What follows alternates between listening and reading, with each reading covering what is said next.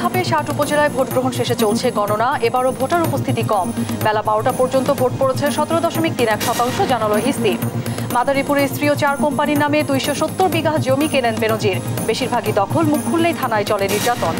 ৩০ June শুরু হচ্ছে HSC পরীক্ষা, অংশ নিচ্ছে ১৪,৫১,০০০ শিক্ষার্থী। ২৯ জুন থেকে ২.৫ মাস কোচিং সেন্টার বন্ধের নির্দেশ। এবং ঘূর্ণিঝড় রিমালের আঘাতের ১ সপ্তাহ পরও ভোলায় স্বাভাবিক হয়নি বিদ্যুৎ। চরম ভোগান্তিতে মানুষ, সমাধান নেই কর্তৃপক্ষের কাছে। দেশ জনপদ সংবাদে দেখছিলেন শিরোনাম, সঙ্গে আছি অরিন ইশরাত। চতুর্থ ধাপে ৭টি উপজেলায় একযোগে ভোট গ্রহণ শেষে এখন চলছে গণনা। দিনভর কেন্দ্রে ভোটার উপস্থিতি ছিল কম। কেন্দ্রগুলোতে আইন শৃঙ্খলা বাহিনীর নিরাপত্তা বলয় থাকলেও কয়েকটি কেন্দ্রে হয় সংঘর্ষ। সেই সঙ্গে ঘটে ভোট কারচুপির ঘটনাও। সহকর্মীদের পাঠানো তথ্যচিত্রে দিবাশ্রী বড়ুয়ার রিপোর্ট। ষষ্ঠ উপজেলা পরিষদ নির্বাচনের চতুর্থ ধাপে সকাল থেকে ৭টি উপজেলায় একযোগে শুরু হয় ভোট, চলে বিকেল ৪টা পর্যন্ত। বরিশালের বানারীপাড়া, উজিরপুর এবং বাবুগঞ্জ উপজেলায় উৎসবমুখর পরিবেশে কেন্দ্রে আসেন ভোটাররা। ৬ প্লাটুন বিজিবির উপস্থিতিতে শান্তিপূর্ণভাবে ভোটাধিকার প্রয়োগ করেন তারা। ৫ স্তরের নিরাপত্তার মধ্য দিয়ে ভোলা চর ফ্যাশন ও মনপুরা উপজেলায় চলে ভোট গ্রহণ। ২ উপজেলায় প্রতিদ্বন্দ্বিতা করেন ১৬ জন প্রার্থী। নির্বিঘ্নে ভোট দিতে পেরে খুশি ভোটাররা। সুস্থমতো ভোট দিতাম পারিজন এবং আমরা ঈদে কামনা করি, আর কিছু চাই না। ভোট দিতে আসছি, খুব সুন্দর লাগছে আমাদের কাছে। ভোট আশা করি সুষ্ঠু হবে এবং আমাদের প্রশাসন থেকে অনেক নির্দেশ আছে যাতে কোনো কারচুপি বা কোনো দুর্নীতি না হয়।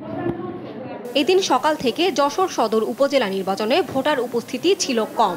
এদিকে ইভিএমে ভোট দিতে গিয়ে আঙ্গুলের ছাপ না মেলায় অনেকেই পড়েন বিড়ম্বনায়। ভোট না দিয়েই ফিরতে দেখা যায় অনেককে। তবে বিকল্প ব্যবস্থায় তাদের ভোট নেয়ার কথা জানান নির্বাচন কর্মকর্তা। ফিঙ্গার উঠছে না, আবার হাত দিয়ে পরে আসতে বলল। ছবিতে আইডি কার্ডে মিলিছে কিন্তু ফিঙ্গারে মিলছে না। তাহলে এখন একটু বিজয় নিয়ে তারপরে দেখি চেষ্টা করি। রংপুরের বদরগঞ্জ উপজেলার পার বিষ্ণুপুর এলাকায় 2 চেয়ারম্যান প্রার্থীর সমর্থকদের মধ্যে উত্তেজনা সৃষ্টি হলে পুলিশ এসে পরিস্থিতি নিয়ন্ত্রণে আনেন।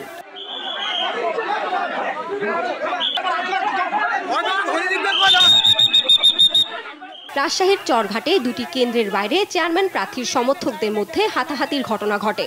এ সময় কেন্দ্রের সুষ্ঠু পরিবেশ নিশ্চিতে লাঠিচার্জ করে আইন শৃঙ্খলা বাহিনী। এদিকে কুমিল্লার নাঙ্গলকোটে নিশ্চিন্তপুর সরকারি প্রাথমিক বিদ্যালয় কেন্দ্রে জাল ভোট দেওয়ার প্রমাণ পাওয়া যায়। এ সময় প্রিজাইডিং কর্মকর্তা তাৎক্ষণিকভাবে ৩০৪টি ভোট বাতিল করেন। দিবাশ্রী বড়ুয়া, নিউজ ডেস্ক, দেশ টিভি।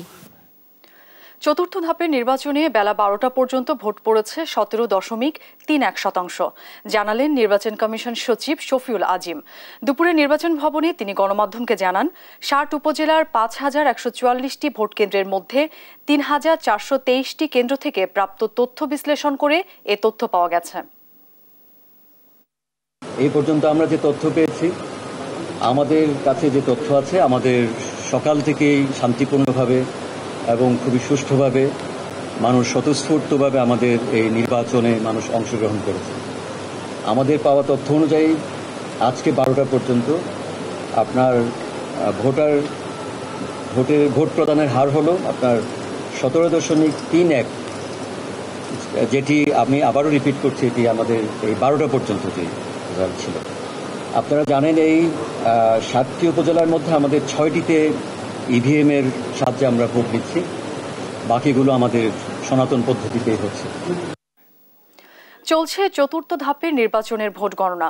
এ নিয়ে বিস্তারিত জানাতে সরাসরি যুক্ত হচ্ছেন রংপুর থেকে সহকর্মী রফিকুল ইসলাম, বরিশাল থেকে শফিক মুন্সি, খুলনা থেকে নূর ইসলাম রকি। প্রথমে যাচ্ছি রংপুরে। রফিক, কি অবস্থা দেখছেন? ভোট গণনার সবশেষ পরিস্থিতি আমাদেরকে জানাবেন। আপনাকে ধন্যবাদ। আপনি যেমনটি বলছিলেন যে সকাল 8টা থেকে শুরু হয়, বিকেল 4টা পর্যন্ত ভোট গ্রহণ, টানা ভোট গ্রহণ শুরু হয়ে এখন গণনা চলছে। আমি যদি আপনাকে আজকে সারাদিনের পরিস্থিতি বলি, সেটি হচ্ছে যে সকাল থেকে যখন ভোট গ্রহণ শুরু হয়েছে দুপুর পর্যন্ত ভোটারদের উপস্থিতি একেবারে কম ছিল। তবে বেলা বাড়ার সঙ্গে সঙ্গে ভোটারদের উপস্থিতি কিছুটা বেড়ে যায়। তবে পুরুষের চেয়ে নারী ভোটার উপস্থিতি অনেক বেশি ছিল। আরেকটি বিষয় আমি যদি বলি যে আমরা ছিলাম রংপুরের বদরগঞ্জ উপজেলায়। এই উপজেলায় দুজন প্রার্থী ছিলেন, চেয়ারম্যান প্রার্থী, একজন হচ্ছেন পলিন চৌধুরী আর একজন সুইট। এই দুজন প্রার্থী আপন মামাতো ভাই, আপন খালাতো ভাই হবার কারণেই উত্তেজনাটা বেশি ছিল। বিভিন্ন কেন্দ্র আমরা ঘুরেছি, এই কেন্দ্রগুলোতে দুজন প্রার্থীর যে সমর্থক কর্মী রয়েছে তাদের মধ্যে আমরা উত্তেজনা ধাওয়া পাল্টা হওয়ার মতো ঘটনা ঘটেছে, তবে বড় ধরনের কোনো ঘটনা ঘটেনি। আইন শৃঙ্খলা বাহিনীদের সদস্যরা যারা ছিলেন তাদের উপস্থিতিতেই বড় ধরনের কোনো ঘটনা ঘটেনি। তবে এই উপজেলায় জাল ভোট দেওয়ার চেষ্টার কারণে একজনকে আটক করা হয়েছে, একই সঙ্গে 1 মাসের বিনাশ্রম কারাদণ্ড এবং 5,000 টাকা জরিমানা করা হয়েছে। একই সঙ্গে এখানকার যে একজন প্রার্থী তিনি নানাভাবে অভিযোগ করেছিলেন যে অপর প্রার্থীর পক্ষে যে টাকা দিয়ে ভোট কেনা হচ্ছে, তিনি প্রভাব বিস্তার করছেন। একইভাবে অন্য প্রার্থীও আরেকজন প্রার্থীর বিরুদ্ধে একই অভিযোগ করছেন, অর্থাৎ পক্ষে বিপক্ষে এই অভিযোগের মধ্য দিয়েই সকাল 8টায় শুরু হওয়া ভোট বিকেল 4টায় শেষ হচ্ছে। চলছে। আমি রংপুর জেলা রিটার্নিং কর্মকর্তা যিনি আছেন তার সঙ্গে আমি কথা বলেছি। তিনি বলেছেন যে এই রংপুরের বদরগঞ্জ এবং তারাগঞ্জ এই দুই উপজেলায় 40 থেকে 45 ভাগ ভোট কাস্ট হয়েছে, অর্থাৎ ভোটাররা এসে তাদের ভোট প্রয়োগ করেছেন। একটি বিষয় জানিয়ে রাখি যে ছোটখাটো 2-1টি বিচ্ছিন্ন ঘটনা ছাড়া অনেকটা শান্তিপূর্ণভাবে ভোট গ্রহণ হয়েছে। এখন পর্যন্ত ভোটের যে গণনা চলছে, পরিবেশ এখন পর্যন্ত ভালো রয়েছে। আর এখানকার যারা ভোটার রয়েছেন, আইন শৃঙ্খলা রক্ষাকারী বাহিনীর সদস্যরা রয়েছেন, তারা বলছেন যে শেষ পর্যন্ত তারা সুষ্ঠুভাবেই এই ভোট গণনা শেষ করতে পারবেন। এই ছিল রংপুর থেকে নির্বাচনের সর্বশেষ খবর। রফিক, আপনাকে ধন্যবাদ। দর্শক, এবার বরিশাল থেকে যুক্ত হচ্ছেন সহকর্মী শফিক মুন্সি। শফিক, সেখানে ভোট গণনার কি খবর রয়েছে আপনার কাছে, জানাবেন। অরিন, আজ কিন্তু সকাল 8টা থেকে বেলা 4টা পর্যন্ত বরিশালের 3টি উপজেলা উজিরপুর, বানারীপাড়া এবং বাবুগঞ্জ, এই 3 উপজেলায় কিন্তু নির্বাচনের যে ভোট গ্রহণ সেটি হয়েছে। এবং আমরা এখন আছি বরিশালের উজিরপুর উপজেলার উজিরপুর মহিলা কলেজ কেন্দ্রে, এবং আমাদের দর্শকদেরকে কিন্তু দেখাতে পারছি যে ইতোমধ্যে এখানে ভোট গ্রহণ শেষ হয়ে এখন ভোট গণনা কার্য শুরু হয়েছে। এবং এই জন্য কিন্তু কেন্দ্রের যে প্রধান ফটক সেটি আটকে দেওয়া হয়েছে এবং সকল ব্যালট বক্স গুলো কিন্তু একটি নির্দিষ্ট কক্ষে আনা হয়েছে। এবং এখানে কিন্তু প্রিজাইডিং অফিসার যারা এবং দায়িত্বশীল যারা আছে তারা কিন্তু ভোট গণনা শুরু করবেন, এমনটাই আসলে আমরা জেনেছি। আমরা যদি আসলে আজকে পুরো দিনের চিত্রটা একটু আপনাকে বলি, তবে সেটা এমন যে সকালে কিন্তু বেশ ভোটারের উপস্থিতি বেশ ভালোই ছিল বরিশালে, এবং বেলা বাড়ার সাথে সাথে সেই উপস্থিতির পরিমাণটা কিছুটা বেড়েছেই। তবে আমরা উল্লেখযোগ্য যেটা আসলে দেখেছি সেটা হচ্ছে নারী এবং তরুণ, এই 2 শ্রেণীর ভোটাররাই কিন্তু মূলত আসলে ভোট কেন্দ্রে বেশি এসেছে। এবং পুরুষ ভোটারের চেয়ে নারী ভোটারের যে লাইন সেগুলো কিন্তু প্রতিটি কেন্দ্রেই দীর্ঘ হিসেবে আমাদের কাছে চোখে পড়েছে। বিচ্ছিন্ন যদি ঘটনার কথা বলা হয় তবে বলতে হয় যে এই যে উজিরপুর উপজেলা, এই উপজেলার কিন্তু একটি কেন্দ্রের প্রিজাইডিং অফিসারকে বেলা 1:30টার দিকে আসলে প্রত্যাহার করে নেওয়া হয়। এবং আমরা যেটা জেনেছি তার নাম হচ্ছে মাসুদ পারভেজ, এবং তার বিরুদ্ধে যে অভিযোগটি ছিল তিনি নাকি দায়িত্বে অবহেলা করেছেন এবং কেন্দ্রের যে সীমানা নির্ধারণ করে দিতে হয় সেই সীমানা নির্ধারণে তার গাফিলতি থাকার কারণে যে রিটার্নিং কর্মকর্তা কিন্তু তাকে প্রত্যাহার করে নেন। কিন্তু প্রত্যাহার করে নিলেও ওই কেন্দ্রে কিন্তু ভোট গ্রহণ স্বাভাবিকভাবেই সম্পন্ন হয়েছে। আরেকটি বিষয় যদি বলতে হয় যে বানারীপাড়া একটি কেন্দ্রে কিন্তু এক কিশোরকে আসলে আটক করেছে পুলিশ জাল ভোট দেওয়ার চেষ্টার কারণে। এই বিষয় দুটি ছাড়া কিন্তু মোটা দাগে বরিশালে যে 3টি উপজেলা আজকে ভোট গ্রহণ সম্পন্ন হলো তা কিন্তু বেশ শান্তিপূর্ণ এবং নির্বিঘ্ন ভাবেই আসলে সম্পন্ন হয়েছে। আমরা কিন্তু গত 3 তারিখ আসলে এই বাবুগঞ্জ উপজেলার যে উপজেলা মিলনায়তন, সেখানে কিন্তু স্থানীয় প্রশাসনের সঙ্গে প্রার্থী এবং প্রতিটা কেন্দ্রের যে প্রিজাইডিং অফিসার তাদের সাথে একটা সমন্বয় সভা হয়েছিল এবং সেই সভায় কিন্তু বরিশাল জেলা প্রশাসক, বিভাগীয় কমিশনার, পুলিশের ঊর্ধ্বতন কর্মকর্তারা তারা সবাই এক বাক্যে যে জিনিসটা আর কি বলেছিলেন, তারা বলেছিলেন যে বরিশালের যে 3টি উপজেলার নির্বাচন, সেই নির্বাচন 3টি কিন্তু সারা বাংলাদেশে মডেল হবে। সেই যে প্রতিজ্ঞা আমরা যেটা আসলে দেখেছি সবাই, সেটার একটা বেশ জোরালো প্রতিফলনই আমরা আজকে ভোটের মাঠে দেখেছি। একদম বেশ শান্তিপূর্ণ ভাবেই এখানকার যে 3টি এই উপজেলায়, সেই উপজেলার কেন্দ্রগুলোতে ভোট গ্রহণ হয়েছে এবং সেখানে কিন্তু ভোটাধিকার প্রয়োগ করতে পেরেছে ভোটাররা নির্বিঘ্নেই। আমরা আসলে যেটা জেনেছি, বেলা 2টা পর্যন্ত আসলে আমরা বরিশালের খোঁজ খবর নিয়েছিলাম, সেখানে কিছু কিছু কেন্দ্রে 20 থেকে 25% ভোট পড়েছে এবং যারা আসলে ভোট সংশ্লিষ্ট স্থানীয় মানুষ তারা আর কি আমাদেরকে যেটা জানিয়েছেন যে তারা আশা করছেন যে এবার আসলে এই যে 4র্থ ধাপের যে নির্বাচন, সেই নির্বাচনে কিন্তু ভোটার সংখ্যা বিগত যে 2টি ধাপে ভোট হয়েছে তার চেয়ে বাড়বে। আপনাকে আরেকটু যেটা জানিয়ে রাখি, সেটা হচ্ছে ঘূর্ণিঝড় রিমালের কারণে কিন্তু বরিশালের 3য় পর্যায়ের যে নির্বাচন সেটি কিন্তু স্থগিত করা হয়েছিল, যেটা আগামী 9 জুন সম্পন্ন হবে বলে আসলে পরবর্তীতে নির্বাচন কমিশনের পক্ষ থেকে জানানো হয়েছিল। সেই ক্ষেত্রে এই 2য় পর্যায়ের নির্বাচন শেষে সরাসরি 4র্থ পর্যায়ের যে নির্বাচন সেটি কিন্তু আজকে ভোট গ্রহণ সেটা সম্পন্ন হলো এবং ভোট গ্রহণ সম্পন্ন হবার পর এখন কিন্তু কেন্দ্রে কেন্দ্রে এই ভোট গণনা আসলে শুরু হয়েছে এবং ভোট গণনার জন্য কিন্তু যারা দায়িত্বশীল তারা একটা ব্যস্ত সময় শুরু করছে। তারা ব্যালট বক্স গুলো উন্মুক্ত করবে প্রতিটি প্রার্থীর এজেন্টদের সামনে এবং সেখানে কিন্তু ভোট গণনা করবে এবং ভোট গণনাটাও যেন আসলে নির্বিঘ্নে হয়, সেক্ষেত্রে কিন্তু প্রতিটি কেন্দ্রেই আসলে অতিরিক্ত পুলিশ এবং যারা আসলে স্থানীয় আইন শৃঙ্খলা রক্ষাকারী বাহিনীর সদস্য আছে তাদেরকে কিন্তু মোতায়েন করা হয়েছে এবং এখান থেকে কিন্তু কয়েক ঘন্টা পর আসলে ভোটের গণনা শেষ হয়ে সেই গণনার ফলাফল কিন্তু প্রতিটি উপজেলায় পৌঁছে যাবে এবং সেখানে নির্বাচন সংশ্লিষ্ট যে কর্মকর্তারা দায়িত্বে আছেন তারা কিন্তু ফলাফল ঘোষণা করবেন। তাতে আসলে আমরা বিগত যে 2টি পর্যায়ে নির্বাচন বরিশালে দেখেছি, সেখানে দেখেছি 10টা থেকে 11টা রাত আসলে হয় যে ভোটের ফলাফলটা বেসরকারিভাবে ভোটের ফলাফলটা ঘোষণা করার জন্য। তো আমরা আসলে এবারও সেই ধারণাই করছি যে রাত হয়তো বা 10টা বা 11টার সময় এই যে 3টি উপজেলায় 4র্থ ধাপের নির্বাচন সম্পন্ন হলো সেটার বেসরকারি ফলাফল হয়তো বা আমরা আমাদের দর্শকদের জানাতে পারবো। তো এই ছিল বরিশাল থেকে আমার কাছে যে 3টি উপজেলা পরিষদ নির্বাচন তার সর্বশেষ খবর। অরিন, শফিক, আপনাকে ধন্যবাদ। দর্শক, এবার বগুড়া থেকে যুক্ত হচ্ছেন সহকর্মী সঞ্জু রায়। সঞ্জু, বগুড়ার ভোট গ্রহণ সহ গণনার সার্বিক পরিস্থিতি আমাদেরকে জানাবেন। অরিন, বড় কোনো ধরনের বিশৃঙ্খলা ছাড়াই আজ কিন্তু সকাল 8টা থেকে বিকেল 4টা পর্যন্ত বগুড়ার 3টি উপজেলা শেরপুর, ধনুট এবং নন্দীগ্রামে কিন্তু ভোট গ্রহণ অনুষ্ঠিত হয়েছে এবং আমরা যেটি দেখেছি যে প্রতিটি উপজেলাতেই ছোটখাটো বেশ কিছু ঘটনা ছাড়া ভোটাররা কিন্তু বেশ স্বাচ্ছন্দ্যের সাথে তাদের ভোট প্রয়োগ করতে পেরেছেন। তবে বগুড়ার ধনুটে 2টি কেন্দ্র থেকে ভোট কক্ষের ভিতরে মোবাইল ব্যবহার করায় 2জন এজেন্টকে কিন্তু আটক করেছে ভ্রাম্যমাণ আদালত। একই অপরাধে শেরপুরের 2টি কেন্দ্র থেকে 4 জনকে আটক করেছে ভ্রাম্যমাণ আদালত। এছাড়া নন্দীগ্রামে নির্বাচনী আচরণবিধি লঙ্ঘনের অভিযোগে কিন্তু 2 যুবককে 3 দিনের কারাদণ্ড দিয়েছে ভ্রাম্যমাণ আদালত। এছাড়া বগুড়ার 3টি উপজেলায় দুপুর 2টা পর্যন্ত যে পরিসংখ্যান, এই 4র্থ ধাপের যে উপজেলা নির্বাচনের যিনি রিটার্নিং কর্মকর্তা জেলার অতিরিক্ত জেলা ম্যাজিস্ট্রেট PM ইমরুল কায়েস, তার সাথে আমার কথা হয়েছে। তিনি যেটি জানিয়েছেন, সবচেয়ে বেশি ভোট পড়েছে দুপুর 2টা পর্যন্ত যে পরিসংখ্যান, সেই পরিসংখ্যান অনুযায়ী বগুড়ার নন্দীগ্রামে 30%, বগুড়ার ধনুটে 26% এবং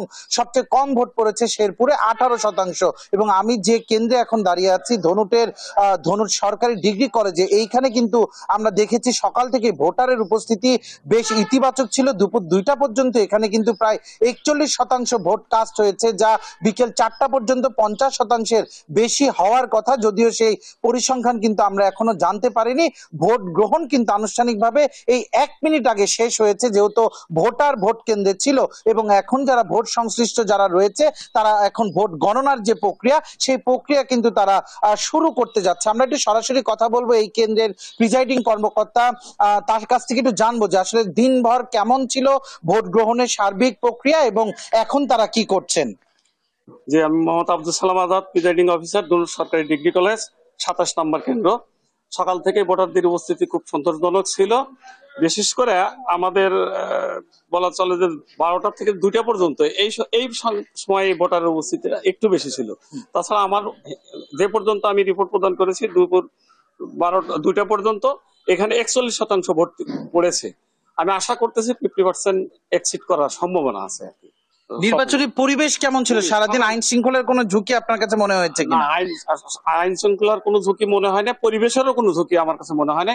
আমার দৃষ্টিতে আমার 33 বছর চাকরি অভিজ্ঞতায় যতগুলো ভোট আমি গ্রহণ করেছি তার মধ্যে এইবারই সবচেয়ে শান্তিপূর্ণ পরিবেশে আমি ভোট গ্রহণ করতে পেরেছি বলে আমি মনে করি। ধন্যবাদ আপনাকে। অরিন, আপনি শুনছিলেন একজন প্রিজাইডিং কর্মকর্তা, তিনি জানাচ্ছিলেন যে তিনি সুষ্ঠুভাবে কিন্তু দিনভর ভোট গ্রহণ কার্যক্রম সম্পন্ন করতে পেরেছে। এবার কিন্তু বগুড়ার এই চতুর্থ ধাপে 3টি উপজেলায় 246টি কেন্দ্রে কিন্তু দিনভর ভোট গ্রহণ কার্যক্রম অনুষ্ঠিত হলো এবং আমরা কিন্তু এই যে এখন যে গণনা শুরু হচ্ছে এই গণনার যে ফল, আনুষ্ঠানিক ফল পেতে পেতে কিন্তু রাত 9টা থেকে 10টা অবধি বেজে যেতে পারে। আমরা যখনই ফলাফল জানতে পারবো আমরা কিন্তু আবারও দেশ টিভিতে আমরা দর্শকদের অবশ্যই সেই ফলাফলগুলো দ্রুত আমরা জানানোর চেষ্টা করব। অরিন, বগুড়া থেকে নির্বাচনের সার্বিক পরিস্থিতি না আমার কাছে এখন পর্যন্ত এটি ছিল সর্বশেষ।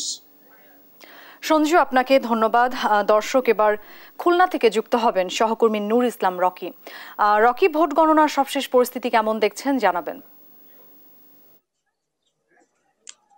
অরিন, ধন্যবাদ। খুলনার কিন্তু 3টি উপজেলায় সুষ্ঠুভাবে নির্বাচন অনুষ্ঠিত হয়েছে। নির্বাচন অফিস থেকে আমাদেরকে যেটি জানানো হয়েছে যে খুলনার রূপসা, বটিয়াঘাটা এবং দাকপের যে উপজেলায় নির্বাচন হচ্ছে এবং সুষ্ঠু পরিবেশে নির্বাচনগুলো সম্পন্ন হয়েছে এবং কোথাও কোনো অপ্রীতিকর ঘটনা ঘটেনি। আমি একটু বলতে চাই যে এই উপজেলাগুলোতে আমরা সকাল থেকে কিন্তু আসলে ঘুরে ঘুরে দেখেছি যে প্রত্যেকটা কেন্দ্রে কিন্তু ভোটার উপস্থিতি আসলে সন্তোষজনক ছিল না, তবে ভোটাররা স্বতঃস্ফূর্তভাবে কিন্তু ভোট দিতে এসেছে। আরেকটু বলি যে পুরুষদের তুলনায় কিন্তু নারী ভোটারদের উপস্থিতি আমরা বেশি দেখতে পেয়েছি এবং 2টা-3টার পরে কিন্তু ভোটারদের একটা চাপ দেখা গিয়েছে। আমরা দুপুর 3টা পর্যন্ত যে সংবাদ আমরা পেয়েছি সেটা হচ্ছে যে খুলনার এই 3টে উপজেলায় আপনার 34 থেকে 40% পর্যন্ত ভোট কোথাও কোথাও সংগ্রহ করা হয়েছে। তবে প্রার্থীরা ধারণা করছে যে তাদের এই ভোটের যে রেশিও এটা কিন্তু আরো বেড়ে যাওয়ার সম্ভাবনা আছে। ভোটাররা আমাদেরকে জানিয়েছে যে তারা সুষ্ঠু পরিবেশে, উৎসবমুখর পরিবেশে কিন্তু ভোট দিয়েছে, কোথাও কোনো বাধার সম্মুখীন হয়নি। এইটা ছিল খুলনার সার্বিক ভোটের বিষয়। আর এখন কিছু সময় আগে কিন্তু ভোট গ্রহণ সম্পন্ন শেষ হয়েছে এবং এখন কিন্তু নির্বাচনের সাথে যারা সংশ্লিষ্ট জড়িত আছে তারা ভোট গণনার কাজের জন্য ব্যস্ত হয়ে পড়েছে এবং তারা অল্প সময়ের ভিতর কিন্তু ভোট গণনা শুরু করবে। আমরা দর্শকদেরকে ভোট গণনার বিষয়ে আপডেট তথ্য দেশ টিভিকে জানানোর জন্য অপেক্ষায় আছি। খুলনা থেকে উপজেলা নির্বাচনে এটা ছিল সর্বশেষ সংবাদ। রকি, আপনাকে ধন্যবাদ। দর্শক, ভোটের আরো খবরাখবর জানাতে কুমিল্লার নাঙ্গলকোট থেকে যুক্ত হচ্ছেন সহকর্মী শাহাদাত নিশাদ। নিশাদ, সেখানকার সার্বিক পরিস্থিতি জানাবেন। জি, যেমনটি বলছিলেন আসলে নির্বাচন একেবারে ভোট গ্রহণ শেষ হয়ে গেছে। 4টা বাজেই নির্বাচন ভোট গ্রহণের সবশেষ যে প্রস্তুতি সেটি এবং ভোট গ্রহণ সবকিছু শেষ হয়েছে।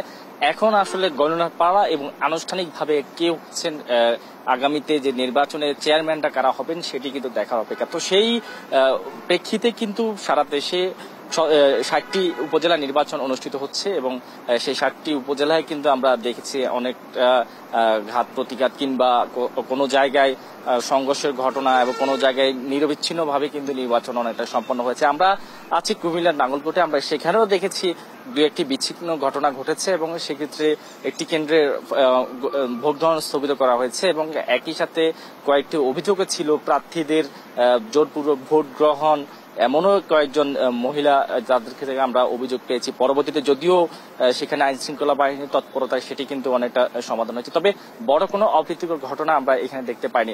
আমাদের কাছে যে তথ্য রয়েছে সেখানে কুমিল্লাতে 3,35,000 ভোটার রয়েছে।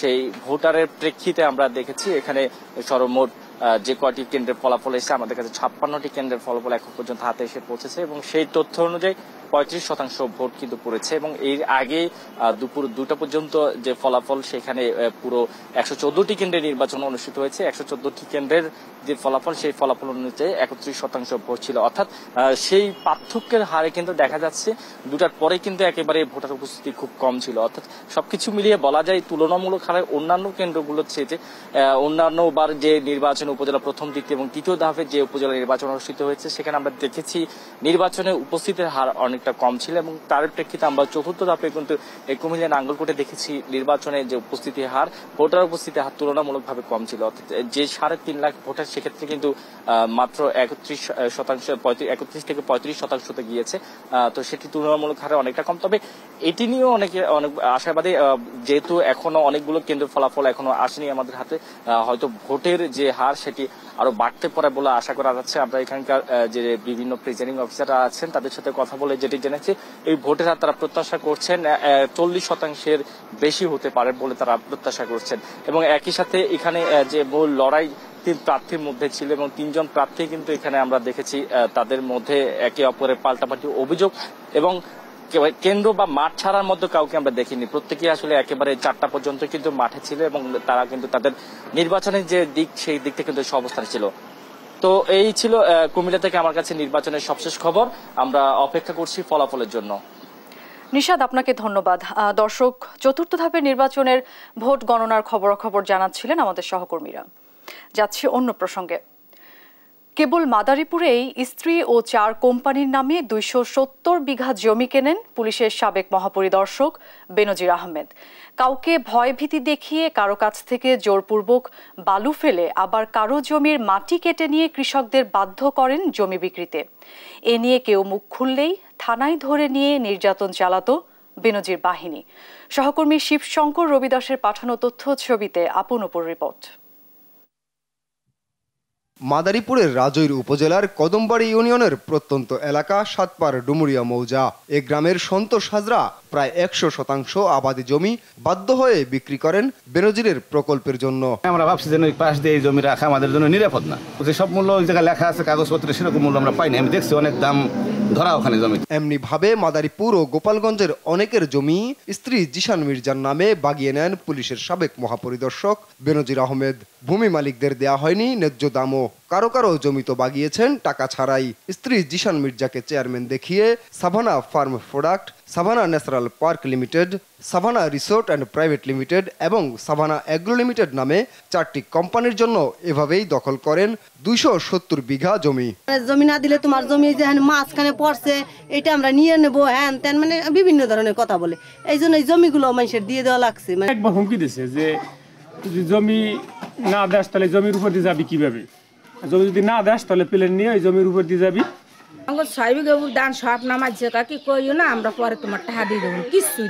এসব জমি দখলে নিতে বেনজিরের হয়ে কাজ করত তৈমুর ইসলাম নামের এক পুলিশ কর্মকর্তা। সঙ্গে ছিলেন স্থানীয় দালালরা, যারা ভয়ভীতি দেখিয়ে নিরীহ কৃষক ও জেলেদের জমি দখল করত। এসব জমির ধারে কাছেও স্থানীয়দের কেউ গেলে থানায় নিয়ে চালানো হতো নির্যাতন। নিয়ে গেছে মারছে, তারপরে তোর সৌরে মারছে। আসলে কই বাবা কোহানে তোর কি হচ্ছে দেখ অপরাধী মারছি ধরতে চাই ওর অপরাধ নিয়ে গেল দইটা নৌকাটা ফেলাইয়া বাইরে নিয়ে তারপর ওই জায়গায় আবার মারছে। বিভিন্ন কৌশলে ভয়ভীতি দেখাইয়া এদের থেকে এই সম্পত্তি দলিল করা হয়েছে। এখন তাদের দাবি এই সম্পত্তি তারা যে মূল্য পাইছে সেই মূল্য ফেরত দেবে এবং তাদের জমি তারা পাইতে ইচ্ছুক। 113টি দলিলের মাধ্যমে জমিগুলো হস্তান্তর হলেও আদালতের নির্দেশনায় এই জমিগুলো বিক্রির উপর নিষেধাজ্ঞা রয়েছে বলে জানিয়েছেন sub registrar. Savannah farm products, Savannah natural park private limited, Savannah resorts and country club আর আরেকটা হলো সাভানা এগ্রো লিমিটেড। এর পক্ষে চেয়ারম্যান জিশান মির্জা, স্বামী বেনজির আহমেদ আর ঠিকানাটা আছে। বিজ্ঞ আদালত এটা নিষেধাজ্ঞা দিয়েছে, এই জমি যাতে ট্রান্সফার না হয় সে ব্যাপারে আমরা যথেষ্ট সজাগ থাকি। মাদারীপুর ও গোপালগঞ্জের কয়েকটি গ্রামের মানুষ এখনও বেনজির আতঙ্কে রয়েছেন।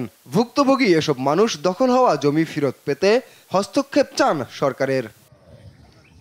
নিউজ ডেস্ক, দেশ টিভি। আগামী 30 জুন একযোগে শুরু হচ্ছে এইচএসসি ও সমমান পরীক্ষা। 9টি সাধারণ এবং মাদ্রাসা ও কারিগরি শিক্ষা বোর্ডের অধীনে এবার পরীক্ষায় অংশ নিচ্ছে 14,51,000 শিক্ষার্থী।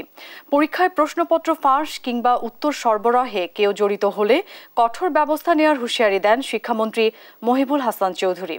29 জুন থেকে 11 আগস্ট পর্যন্ত কোচিং সেন্টার বন্ধ থাকবে বলেও জানান তিনি। বিস্তারিত নূপুর মাহমুদের রিপোর্টে জানাচ্ছেন নাফিয়া ফারজানা। আসন্ন এইচএসসি পরীক্ষা সুষ্ঠুভাবে অনুষ্ঠানের লক্ষ্যে বুধবার সকালে সচিবালয়ে বৈঠক করে জাতীয় মনিটরিং ও আইন শৃঙ্খলা সংক্রান্ত কমিটি। সভা শেষে ব্রিফ করেন শিক্ষামন্ত্রী মহিবুল হাসান চৌধুরী। তিনি জানান, এবার পরীক্ষার্থী বেড়েছে 91,448 জন, আর কেন্দ্র সংখ্যা 2,658টি। আমাদের 2023 সালের তুলনায় 2024 সালে মোট পরীক্ষার্থীর সংখ্যা বেড়েছে 91,448 জন। প্রতিষ্ঠানের সংখ্যা বেড়েছে 294টি।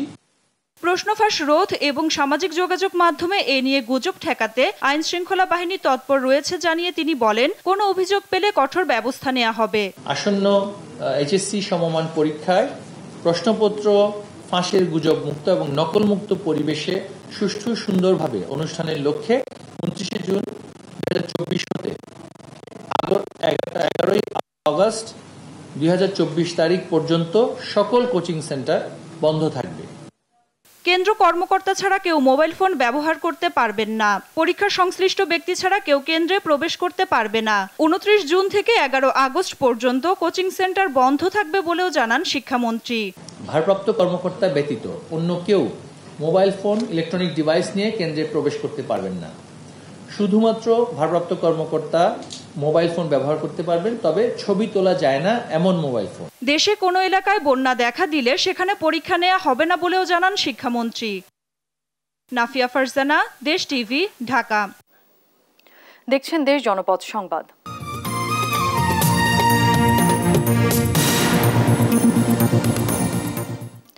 দেখছেন দেশ জনপদ সংবাদ। ঘূর্ণিঝড় রিমালের আঘাতের এক সপ্তাহ পরও ভোলায় স্বাভাবিক হয়নি বিদ্যুৎ সরবরাহ। এতে একদিকে বেড়েছে মানুষের দুর্ভোগ, অন্যদিকে ব্যাহত হচ্ছে ব্যবসা প্রতিষ্ঠানের কার্যক্রম ও শিক্ষার্থীদের লেখাপড়া। কবে স্বাভাবিক হবে তা নিয়ে চরম অনিশ্চয়তায় বিদ্যুৎ বিভাগও। সহকর্মী ছোটন সাহার পাঠানো তথ্যচিত্রে ফারজানা ইসলামের ডেস্ক রিপোর্ট।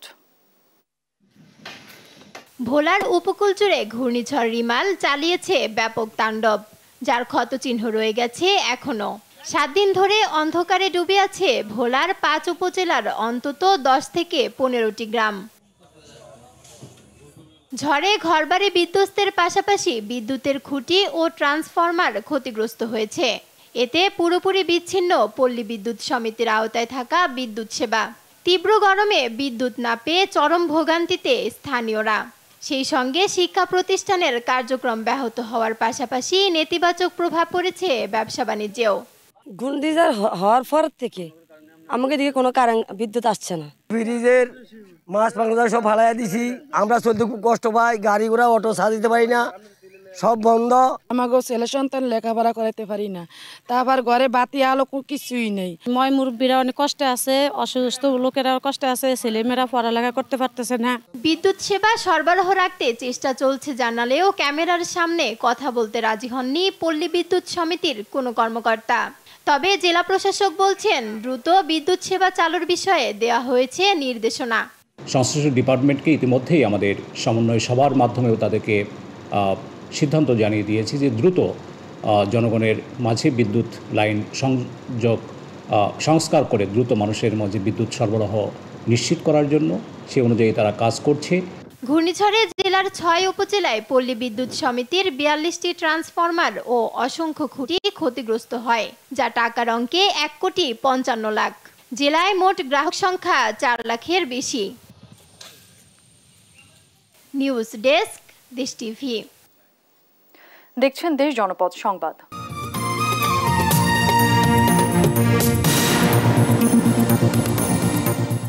দেখছেন দেশ জনপদ সংবাদ। মুন্সিগঞ্জে সাবেক যুবলীগ নেতা সোহরাব হত্যা মামলায় উপজেলা চেয়ারম্যান সহ 9 জনকে কারাগারে পাঠিয়েছেন আদালত।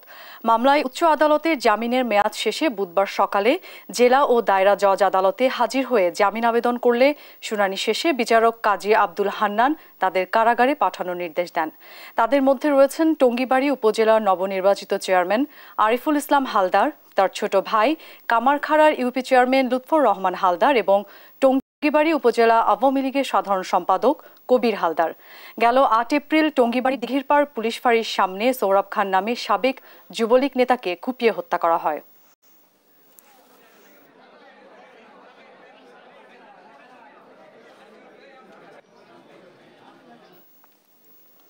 খুলনায় মোটরসাইকেল ও ভ্যানের মুখোমুখি সংঘর্ষে 3 জন নিহত হয়েছে। বুধবার সকাল 10টার দিকে পাইকগাছা উপজেলার শিববাড়ি এলাকায় এই দুর্ঘটনা ঘটে। পুলিশ জানায় সকালে শিববাড়ি ব্রিজের কাছে মোটরসাইকেলের সঙ্গে ভ্যানের মুখোমুখি সংঘর্ষ হয়। এতে ভ্যান চালক ইসমাইল হোসেন এবং মোটরসাইকেল চালক ও আরোহী ঘটনাস্থলেই নিহত হন। তাদের পরিচয় জানা যায়নি। ময়নাতদন্তের জন্য নিহতদের মরদেহ খুলনা মেডিকেল কলেজ হাসপাতালের মর্গে পাঠানো হয়েছে।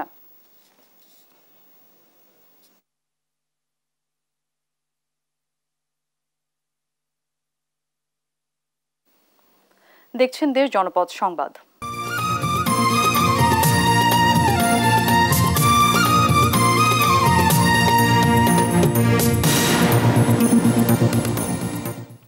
দেখছেন দেশ জনপদ সংবাদ। লিচুর জেলা হিসেবে সমাদৃত দিনাজপুর, এরই মধ্যে সেখানে জমে উঠেছে দেশের সবচেয়ে বড় লিচুর বাজার। এসেছে মাদ্রাজি, বেদানা, বোম্বাই সহ নানা জাতের লিচু। শুরুতে ভালো দাম পেয়ে খুশি চাষিরা, তবে ক্রেতাদের মাঝে দেখা দিয়েছে মিশ্র প্রতিক্রিয়া। সহকর্মী কুরবান আলীর পাঠানো তথ্য ছবিতে ফারিহা ইসলামের ডেস্ক রিপোর্ট। রসালো লিচুর জন্য বিশ্বজুড়ে খ্যাতি রয়েছে দিনাজপুরের।